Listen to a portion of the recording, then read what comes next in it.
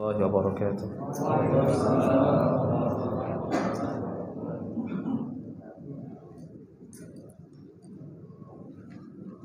الحمد لله رب العالمين وبه نستعين على أمور الدنيا والدين.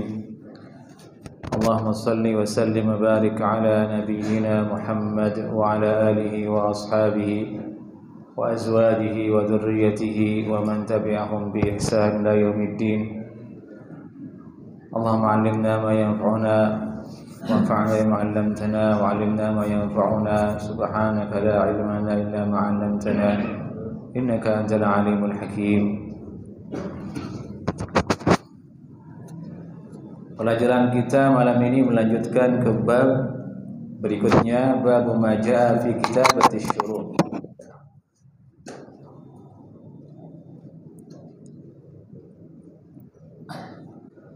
Bab tentang menulis syarat-syarat dalam jual beli dianjurkan untuk ditulis.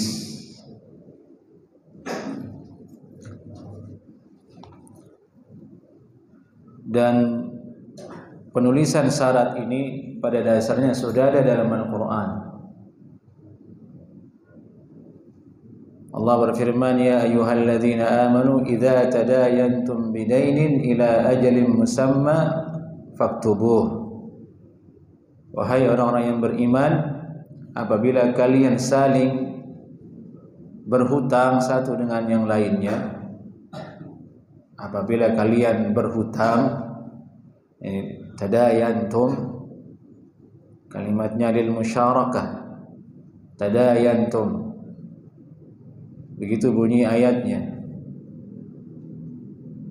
Orang berhutang tidak bisa satu orang. Terjadinya hutang piutang itu karena ada dua pihak, ada yang menghutangi, ada yang meminta hutang. Dari itu di kalimatnya lil musyarakah, tadayantum. Berarti maksudnya apabila kalian berhutang.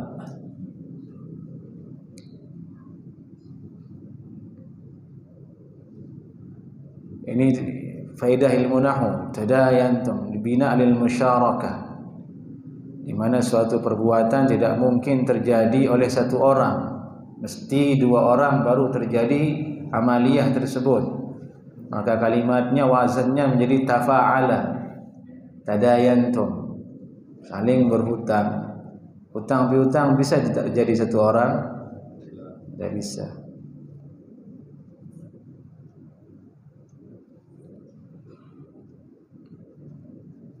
Sama seperti muqatalah, saling membunuh kan? Sebenarnya terjemahannya membunuh, pembunuhan begitu. Tapi bahasa Arabnya muqatalah. Karena tidak mungkin pembunuhan terjadi kalau tidak melibatkan dua orang, pembunuh dengan yang dibunuh. Nah, itu namanya bina al musyarakah. Di ayat idza tadayantum, wahai orang beriman, apabila kalian berhutang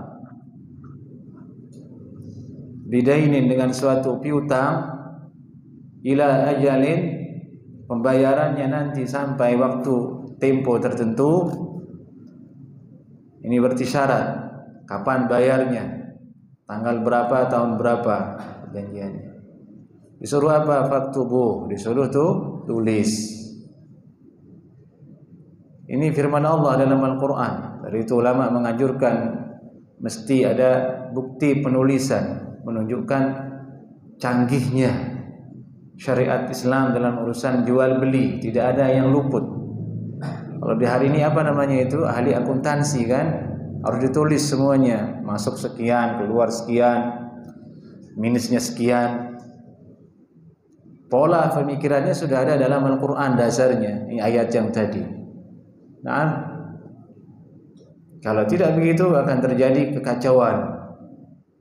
Manusia lupa dengan perkara-perkaranya sendiri. Perkara yang besar saja dia lupa. Atau mungkin dia sengaja lupa-lupakan, awalnya benar lupa hutangnya. Maka disuruh tulis.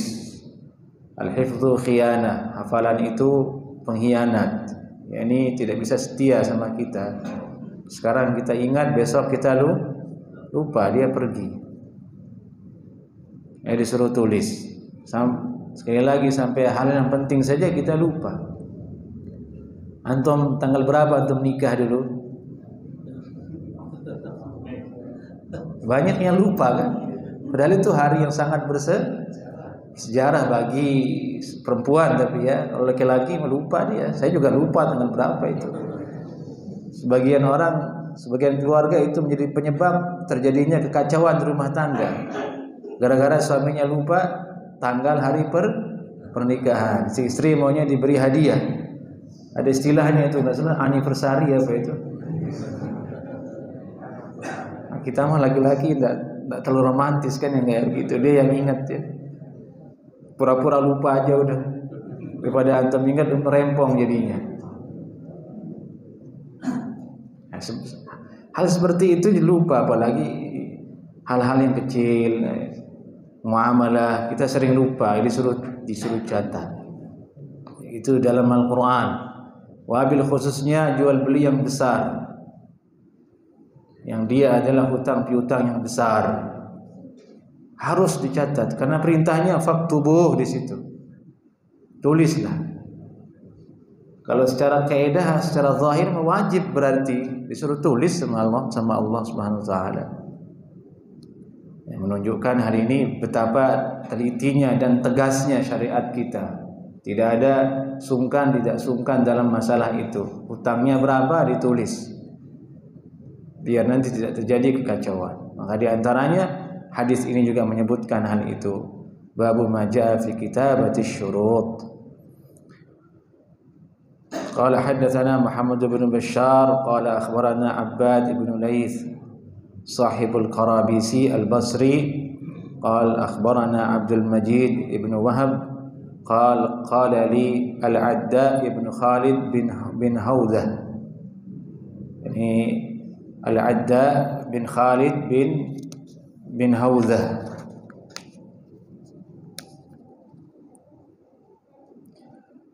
Ini sahabat Nabi, bifathil ain al-muhmalah wa tasydidud dal. Jadi cara pengejaannya sudah dijelaskan oleh ulama. Cara bacanya sudah dijelaskan oleh ulama. Bi fathil ain, ainnya fathah, tasydidud dal, dalnya itu tasydid. Ad-dal al-muhmalah. Ad-dal muhmalah artinya dalnya diabaikan titiknya. Karena dal dulu bentuknya sama, dal zal itu bentuknya sama. Kalau yang tidak ada titiknya dibilang ad-dal al-muhmalah. Kalau yang ada titiknya ad-dal al-mu'jamah, dal zal maksudnya. Begini cara ulama dalam kitab-kitab klasik, kitab-kitab dulu untuk menjelaskan supaya tidak tersamar. Detil sekali cara bacanya ini. Al-adda, ini dal itu tasydid. Wa akhiruhu hamzah, akhirnya ada hamzah. Biwazni al-fa'al. Al-fa'al, al-fa'al. Ini al-adda. Ini itu bacaannya. Sahabiyun qalilul hadis. Sahabat Nabi sedikit hadisnya, maksudnya sedikit meriwayatkan hadis. Aslama ba'da Hunain. Beliau masuk Islam setelah perang Hunain. Nah, di sini ada faedah jemaah. Al-adda, nama seperti tadi itu, tidak mungkin kita tahu ejaannya kalau bukan ulama yang menjelaskan ejaan tersebut. Karena nama orang itu tidak ada kaedahnya. Dalam ulama mengatakan al-asma la yuqas. Nama itu tidak bisa dikias. Maksudnya tidak ada neraca timbangannya dalam bahasa Arab. Karena dia adalah sesuatu yang murni diberikan oleh orang tuanya, terserah dia mau namakan apa. Jadi susah untuk mencari timbangannya. Dari itu kalau ada keliru penyebutan nama itu wajar. Misalnya ini Amr atau Umar, itu wajar. Karena tidak ada timbangannya. Ini orang ini belum masuk ke kamus soalnya. Nah, ini kaidah. Nah, karena ada sebagian orang tajam dalam masalah itu, sedikit nyebut nama dia kritik, padahal itu bukan letak kritik yang betul.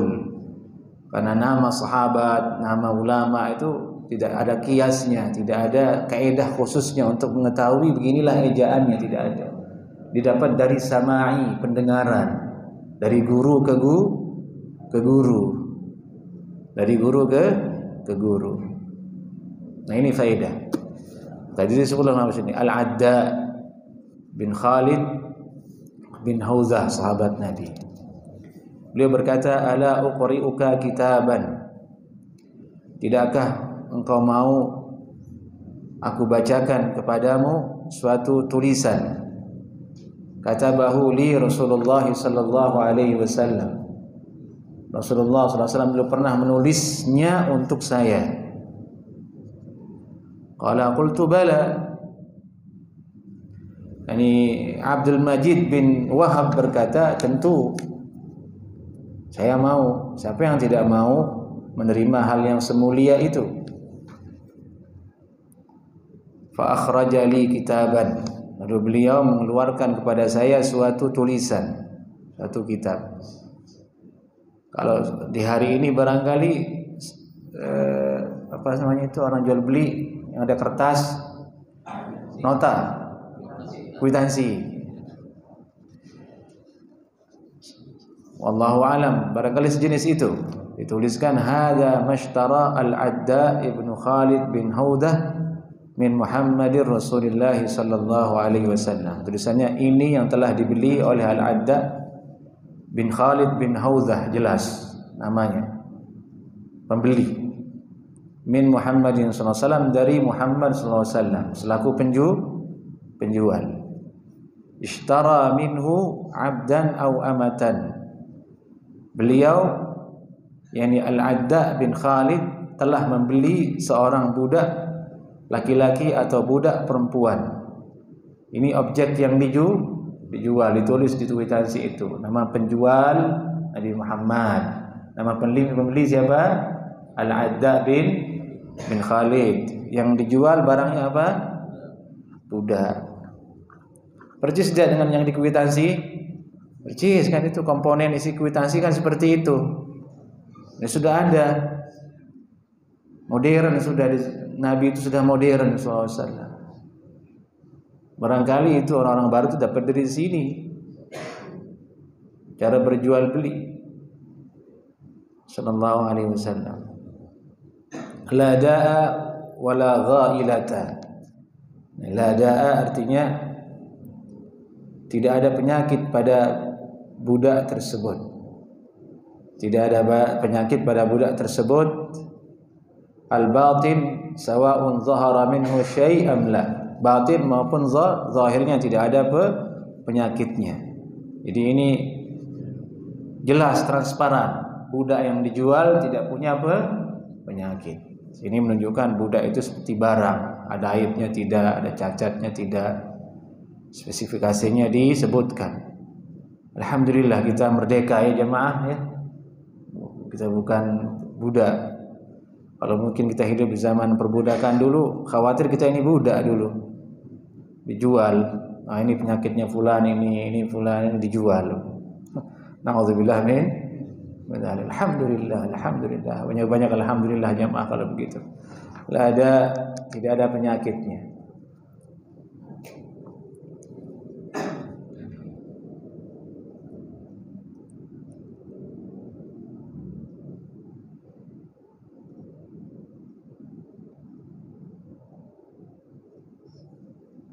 Kata ulama mengatakan, maksudnya di sini disebutkan la da'a di sini untuk menjelaskan bahwa tidak ada penyakit khusus yang mencederai dari budak ini.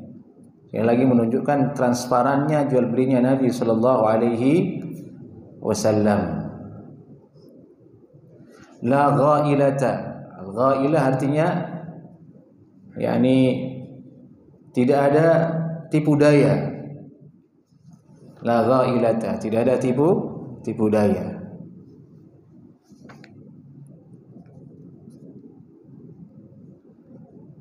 Wala khibthata, ini bacaannya kasrah kha-nya, khi. Wala khibthata.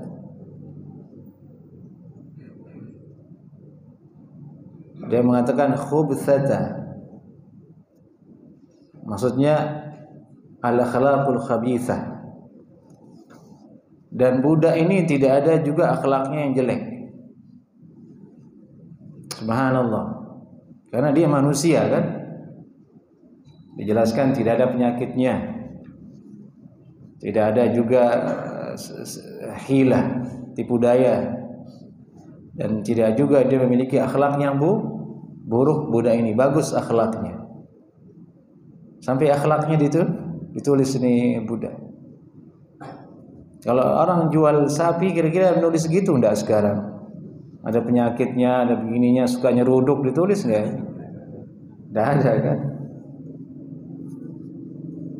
Kalau Nabi ditulis ini aibnya, ini begininya, begini.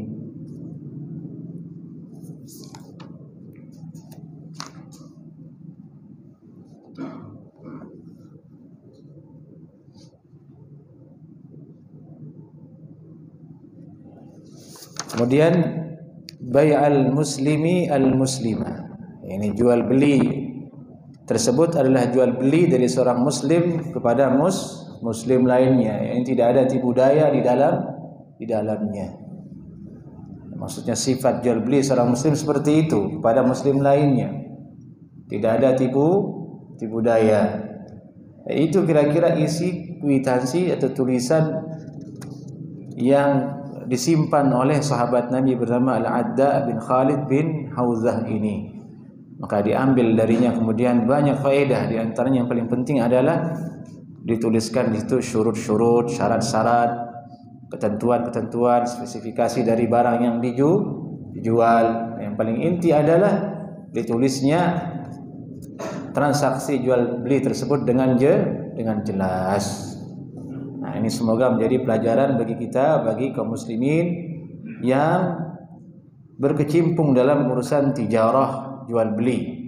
Karena ini adalah salah satu bentuk jual beli yang terpuji. Setelah disebutkan sebelumnya jual beli yang tidak terpuji sebagiannya oleh Imam At-Tirmidzi rahimahullahu taala. Baik. Lanjut ke hadis berikutnya. Babu maja fil mikali wal mizan.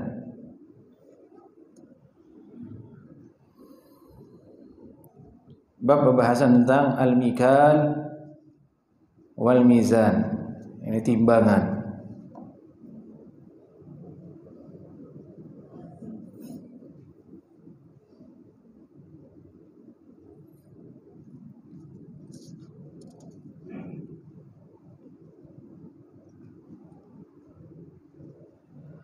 قال حدثنا سعيد بن يعقوب الطالقاني قال حدثنا خالد بن عبد الله الواسطي عن حسين بن قيس عن عكرمة عن ابن عباس قال قال رسول الله صلى الله عليه وسلم لأصحاب الميكال والميزان إنكم قد وليتم أمرين هلكت فيه الأمم السالفة قبلكم. قال أبو عيسى هذا حديث لا نعرفه مرفوعا إلا من حديث حسين بن قيس وحسين بن قيس يضعف في الحديث وقد روي هذا بإسناد صحيح عن ابن عباس موقوفا. Baik, jadi hadis ini ada perselisihan hukumnya. Nah, ini perselisihan antara riwayat yang marfu' dengan riwayat yang mauquf. Nah, riwayat yang marfu' itu ada di hadis ini di Sunan At-Tirmidzi. An Ibnu Abbas qala qala Rasulullah. Ibnu Abbas berkata, Rasulullah berkata. Ini marfu' namanya. Hadisnya disandarkan ke Nabi sallallahu alaihi wasallam lah yang berkata. Nah, bentuk hadis yang marfu'nya ini dhaif kata Imam At-Tirmidzi. Kenapa dia dhaif? Di situ ada rawi bernama Husain bin Qais. Tadi kita baca di situ.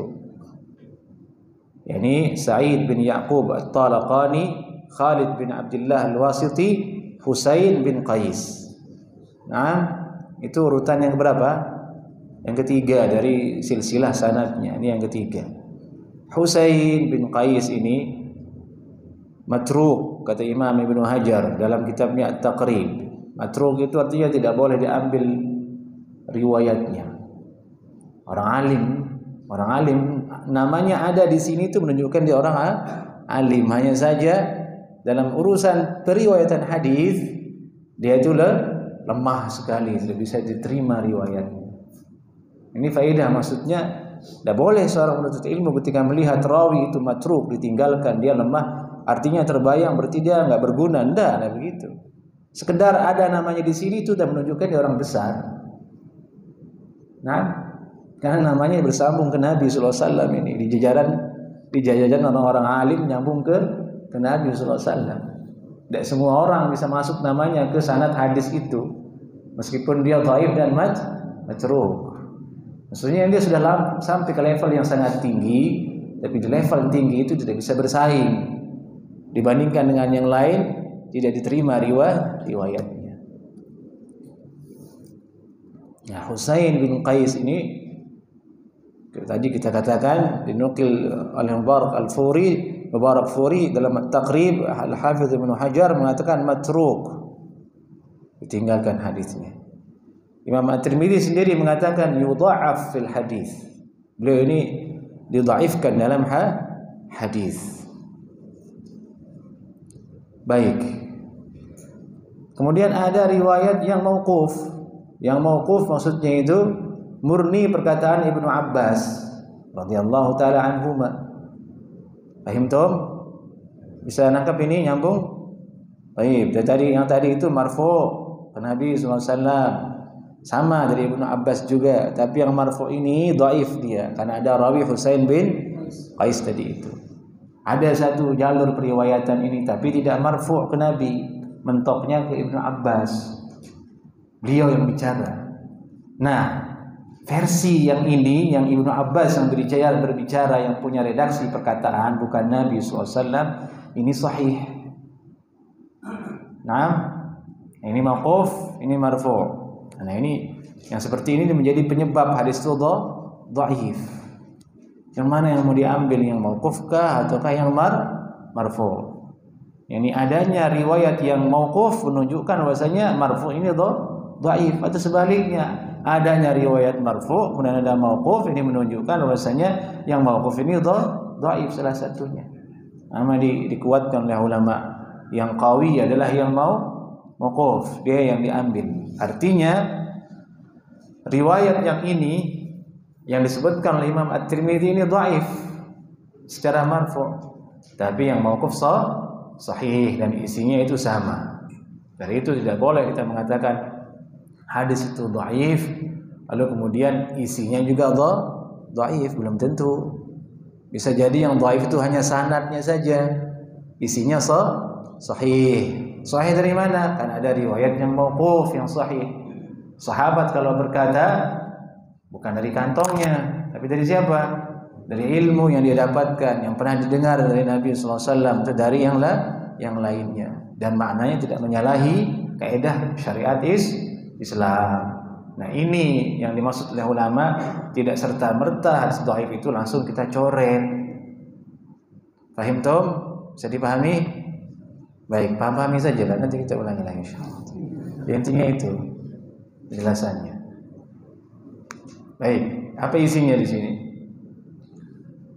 Bahwasanya Nabi SAW bersabda kepada pemilik mikal wal mizan. Mizan itu wazn, timbangan. Al mikal itu yang memiliki berat. Kail wal mizan. Jagung ditimbang di kilo atau ditimbang jagung? Di kilo kan, padi di sawah di kilo kan, makanya kail kilo, mikal kail kilo, di kilo dia. Ini berapa kilo? 100 kilo, jadi 1 ton. Emas diapain? Di kilo atau ditimbang? Ditimbang. Berapa gram kan begitu. Ini bedanya mikal wal kail wal mizan. Sama, sebenarnya sih sama-sama timbangan, tapi ada objek pembedanya, ada pembedanya. Ulangi lagi. Mikal itu di kilo. Nah, mudahnya begitu. Jagung, beras berapa kilo nih Pak? Sekian kilo. Emas ditimbang kan, gram, sekian gram. Ini namanya al-mikal wal mizan.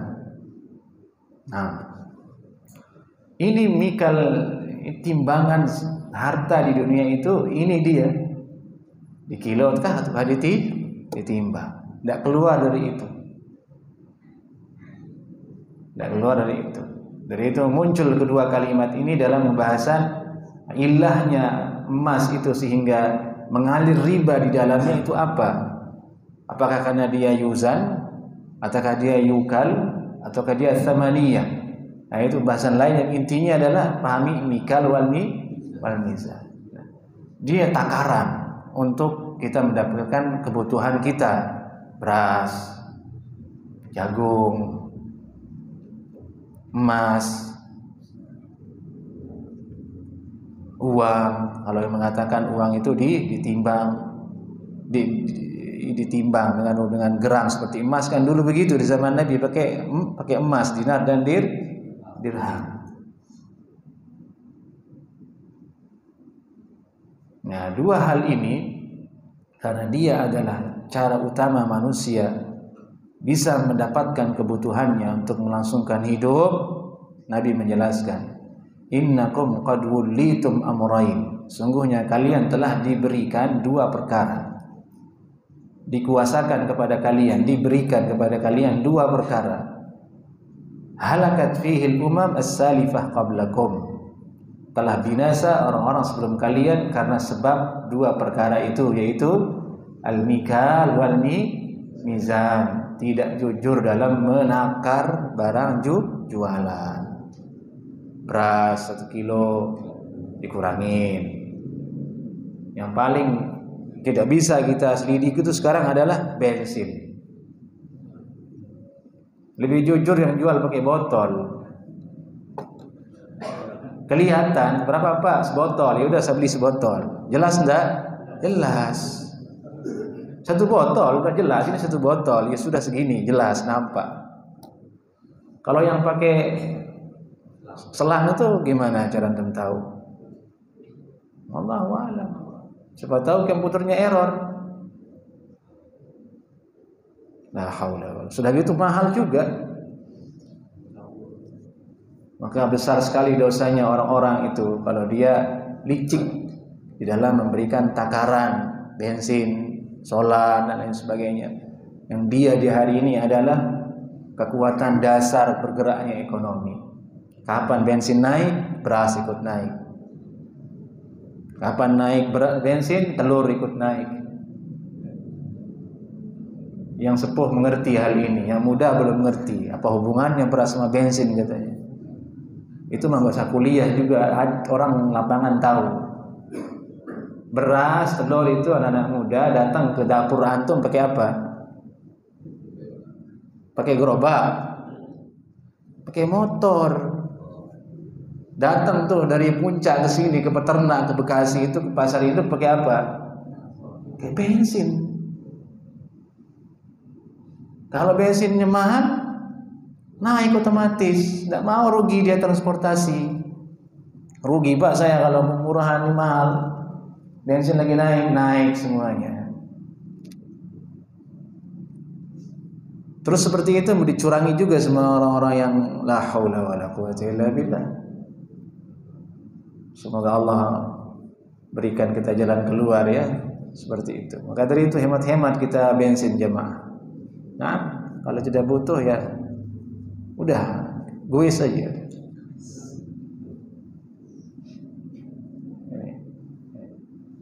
Binasa orang yang kalau dia licik dalam hal ini, mikal wal mizan, karena akan menghancurkan ekonomi seluruh manusia. Orang banyak, akan terjadi kelaparan, akan terjadi banyak hal karena kecurangan tersebut.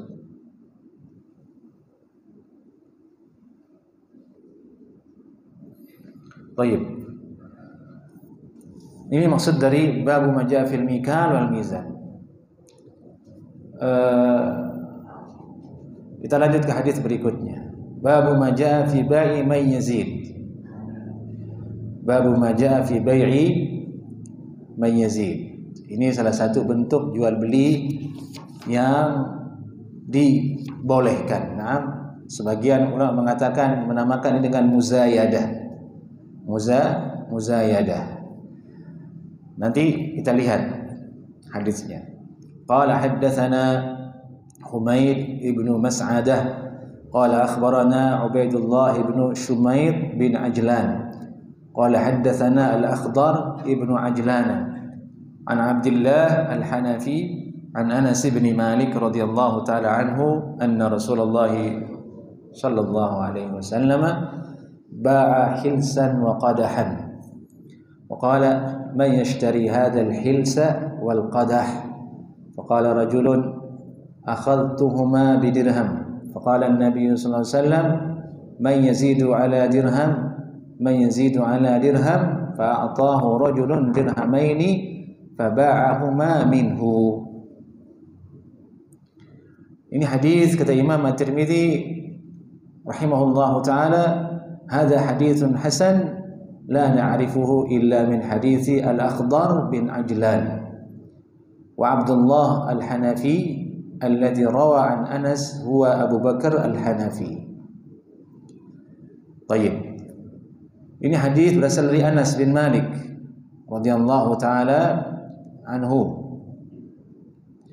Sungguhnya Nabi SAW pernah menjual hils dan qadah. Ini al-hils ini pelana yang ada di onta, yang selalu ada di punggungnya onta. Itu arti al-hils. Kisa yudha ala dhahril ba'ir. Ini suatu alat sejenis kain yang diletakkan di punggungnya onta. Sebelum ditaruh pelana yang lebih kuat, sebelum ditaruhkan kayu yang lebih kuat, kalau kain dulu. Wal hilsan itu juga sama, tikar, sejenis tikar besar, sejadah atau tikar atau karpet.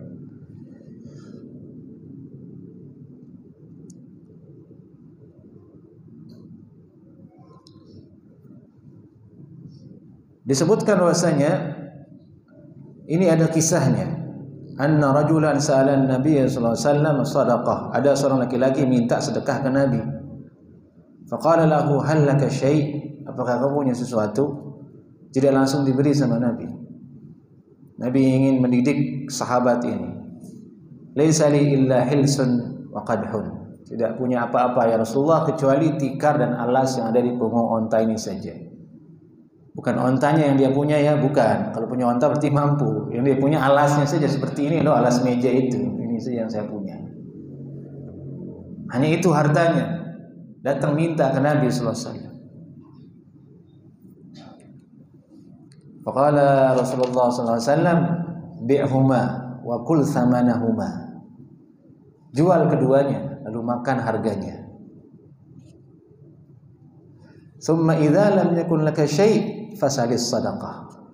Kemudian apabila kamu tidak punya sesuatu lagi setelah itu, baru minta sedekah. Menunjukkan apa namanya? Ketatnya urusan meminta. Apa yang kamu punya jual. Kalau nggak ada mentok sama sekali, baru minta ke saya, kata Nabi sallallahu alaihi wasallam. Nah, itu salah satu ceritanya. Kemudian singkat cerita, Rasulullah SAW membeli kemudian barang itu dan menjualnya kembali. Man yashtari hadzal hilsa wal qadha. Siapa yang mau beli ini? Al-hils dan qadah ini kain apa nama kita namakan bahasa Indonesianya berarti ya? Susah.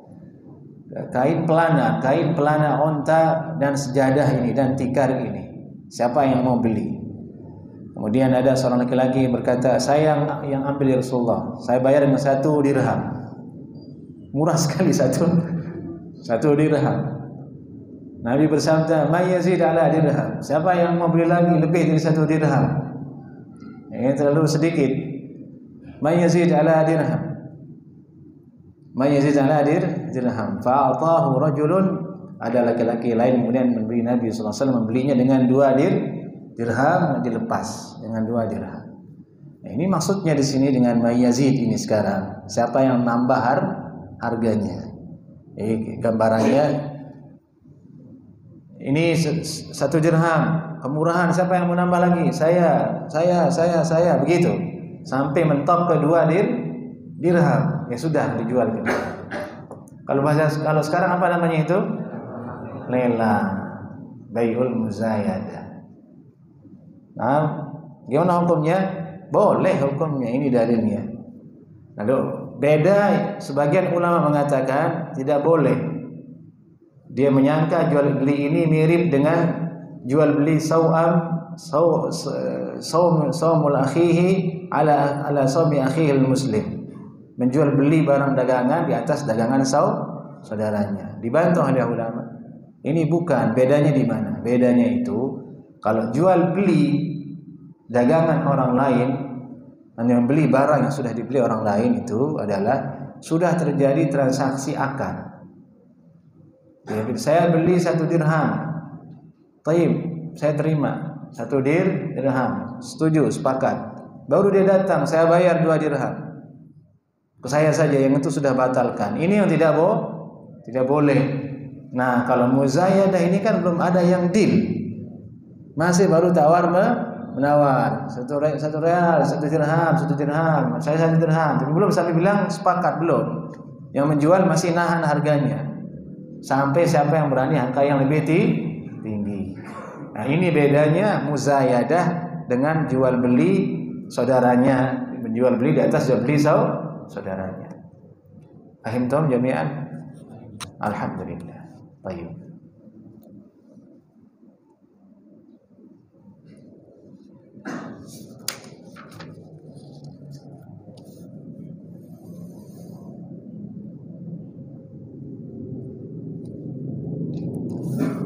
Babu ma jaa fi bai'il mudabbar. Nah, ini sekarang bahasan berikutnya. Bab membahas tentang jual beli al-mudabbar. Baik, sudah azan dulu.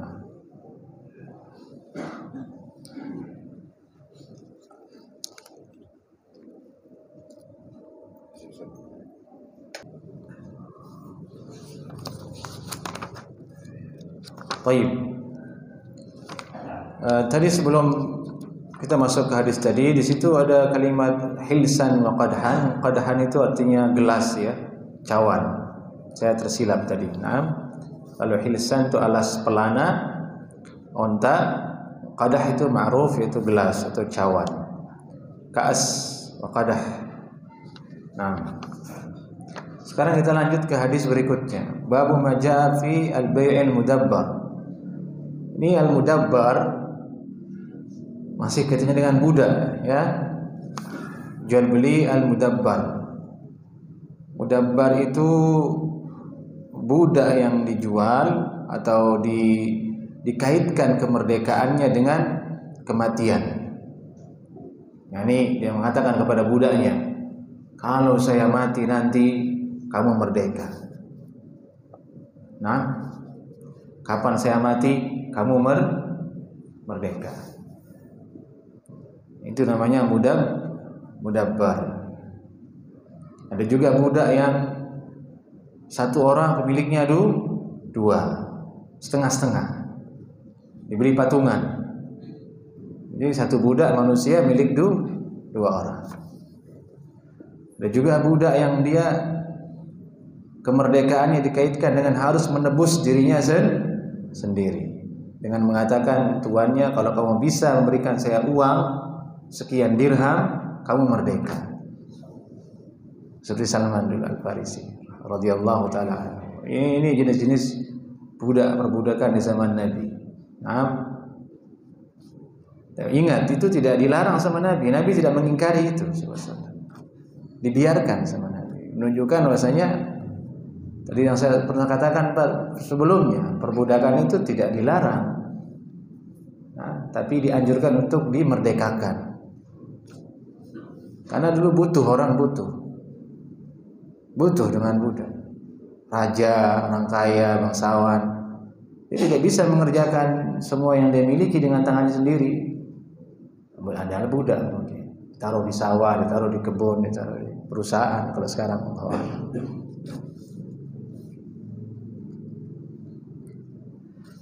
bagaimana hukumnya sekarang ini jual mudabbar ini? Qala hadatsana Ibnu Abi Umar, qala hadatsana Sufyan ibn Uyainah an Amr bin Dinar an Jabir anna rajulan min al-ansar dabbara ghulaman lahu famata wa lam yatruk malan ghairahu faba'ahu an-nabiy sallallahu alaihi wasallam fashtarahu Nu'aym bin Abdullah ibn al-Nahham ibni An-Nahham. Qala Jabir abdan qibtiyan mata 'am al-awwal fi imarati ibn Zubair.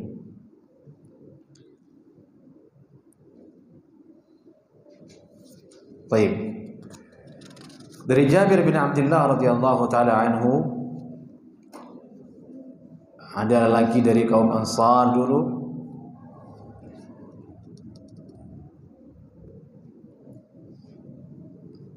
dalam riwayat Muslim disebutkan namanya Abu Madhkur Al-Ansari, nama laki-laki dari kaum Ansar ini. Sementara budak itu bernama Yaqub. Lelaki ini dabbara ghulaman lahu famat. Laki-laki bernama Abu Madhkur Al-Ansari ini dia mendabbar budaknya yang bernama Yaqub. Kalau saya mati nanti kamu merdeka.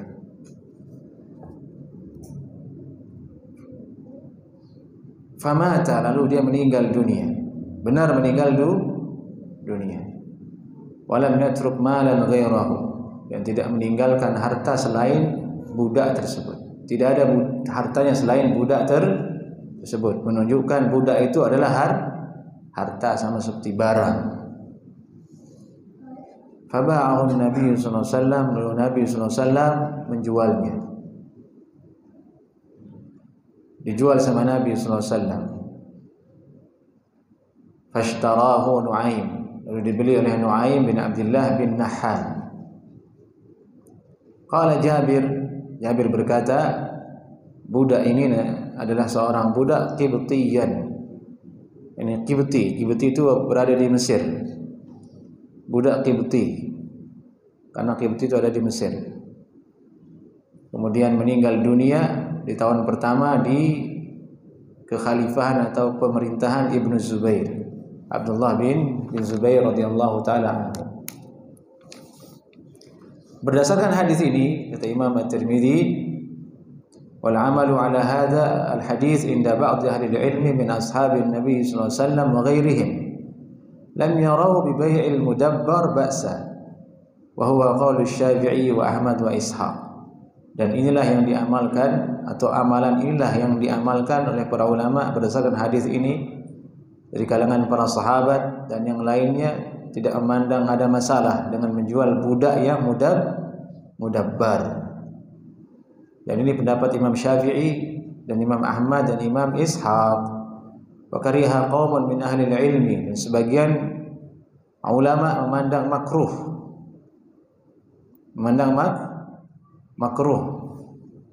menjual mudabbar. Ini perkataan Sufyan Ats-Tsauri, Imam Malik dan Imam Al-Auza'i.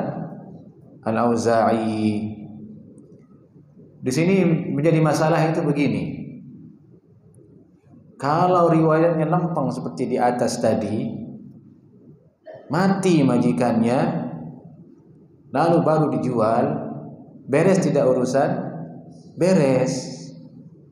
Karena sudah mati. Dia menjadi merdeka. Yang muskilah itu nanti kemudian kalau dia belum mati. Ini riwayat diperselisihkan, famata, betul mati atau tidak ketika dijual sama Nabi. Afwan, yang pertama itu kalau dia mati majikannya otomatis Merdeka, selesai urusan, tidak ada jual beli. Dia jadi merdeka, nggak boleh dijual, haram dijual. Nah, kalau belum mati dijual. Sementara ada perjanjian di situ.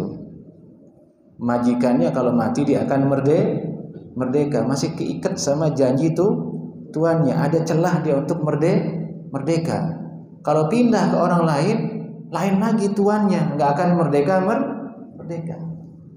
Diulangi lagi. Kalau dijual dalam keadaan dia mudabbar, merugikan si budak, karena dia akan pindah ke majikan yang lain, tuan yang lain.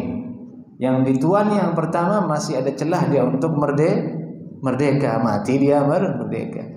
Pindah ke tuan yang lain, yang lebih sangar lagi, nggak ada kemerdekaan buat kamu. Tertutup tidak jalannya? Tertutup. Nah, inilah yang menjadi perselisihan kemudian. Dari itu hadis ini yang berbunyi di atas mengatakan famata dabbara gulaman lahu famata, dia mentadbir, mendabbar budaknya, lalu kalimat dia mati, ini diperselisihkan oleh ulama. Ada yang mengatakan riwayatnya salah. Yang sahih adalah tidak dalam keadaan mati.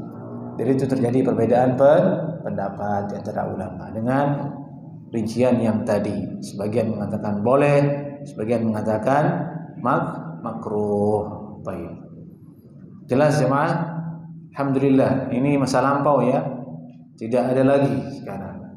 Tapi hadisnya ada. Khawatir terjadi lagi nanti di akhir zaman. Wallahu a'lam. Hadisnya ada jemaah ini. Enggak pernah dihapus hadisnya. Hukum yang seperti ini ada di hadis sahih. Jadi itu adalah mengatakan nanti di akhir zaman kembali dunia seperti zaman dulu, muncul lagi budak dan lain sebagainya. Wallahu a'lam. Baik. Ada waktu, jika ada yang ditanyakan dipersilahkan. Assalamualaikum warahmatullahi wabarakatuh. Ahlan wa sahlan.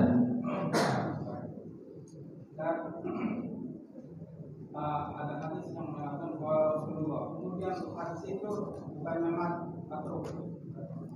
Apakah itu ada ancaman? Karena siapa menyampaikan hadis tanpa ada dari Rasulullah akan menyampaikan akan menempati itu tidak neraka. Apakah hadis matruk itu punya hal seperti itu? Hadis matruk maksudnya hadis itu man kadzaba alayya muta'ammidan falyatabawa maq'adahu minan nar. Siapa yang berdusta atas diri saya dengan sengaja, pilih tempatnya di neraka. Ini ancaman untuk orang-orang yang sengaja mengatakan Nabi bersabda namun tidak pernah ada riwayat. Nah, sekarang pertanyaannya bagaimana dengan rawi yang matruk tadi? Begitu maksudnya. Rawi yang matruk tadi. Rawi yang matruk tadi itu tidak bisa kita hukumi seperti itu. Karena dia dengan ijtihad dia. Nah, ijtihad dia. Karena dia seorang muslim. Agamanya bagus, bukan ahli bid'ah. Dia matruk dalam masalah periwayatan saja, hafalannya lemah, bukan disengaja dibuat. Dia berkata seperti ini, ternyata ulama lain menegur dia, kamu itu salah itu. Ini bahasannya bab salah atau benar, jadi tidak masuk hadis itu, ijtihad dia. Kecuali rawi yang dia dikenal sebagai ahli bid'ah, seperti Rafidhah atau yang lainnya yang menghalalkan berdusta, seperti mustasyrikun. Rawi-rawi yang sudah ada daftar namanya sebagai orang-orang yang perusak, dia ingin sengaja membuat hadis palsu. Kalau itu masuk ke dalam hadis tersebut. Tapi kalau rawi yang diperselisihkan itu enggak. Contoh yang tadi Husain bin Habib tadi itu, Husain bin Qais tadi itu, ada yang mengatakan begini, ada yang mengatakan begitu. Ini tidak masuk dia ke ancaman hadis tersebut. Tapi orang yang sudah tahu, hati-hati dengan periwayatannya. Hati-hati dengan periwayatan hadis tersebut, khawatir dia mengulangi kesalahan tanpa ada uzur. Kalau yang awal kan ada uzur dia. Ulama menilai dia berbeda-beda. Satu rawi itu bisa beda-beda. Ada yang mengatakan dia thiqah, yang lain mengatakan dia tidak thiqah, yang lain mengatakan dia saduq, atau bahkan yang mutasyaddid, yang metodologinya dalam menilai rawi itu keras, dia bisa mengatakan ini matruk.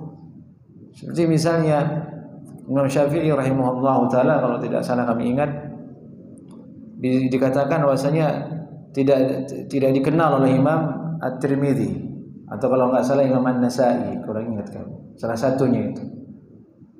Tapi apakah kemudian Imam Syafi'i betulan tidak dikenal oleh ulama? Ya enggak, hanya beliau saja yang mengatakan saya tidak kenal Imam Syafi'i, sehingga riwayatnya tidak diterima di sisa saya. Tapi ulama yang lain menerimanya, mengenalnya. Nah, itu gambaran perselisihan ulama hadis terhadap seorang satu rawi berbeda-beda. Nah, penilaiannya berbeda-beda. Dari itu kesimpulannya tidak masuk ke dalam ancaman yang tadi, kecuali rawi-rawi yang dia memang dikenal sebagai waddah'. Waddah' artinya sengaja membuat hadis palsu. Waddah' bahasa Arabnya pemalsu hadis. Itu sudah ada indeksnya orang-orangnya. Alhamdulillah, dengan itu Allah menjaga syariat kita, menjaga hadis Nabi sallallahu alaihi wasallam sehingga sampai kepada kita dengan benar. Dari itu kita disuruh menghormati para ulama hadis. Ulama hadis itu sangat besar jasanya dalam Islam. Mereka adalah tumpu sumber rujukan umat Islam. Taib. Jemaah, sampai di sini kajian kita. Aku qouli hadza. Assalamualaikum warahmatullahi wabarakatuh.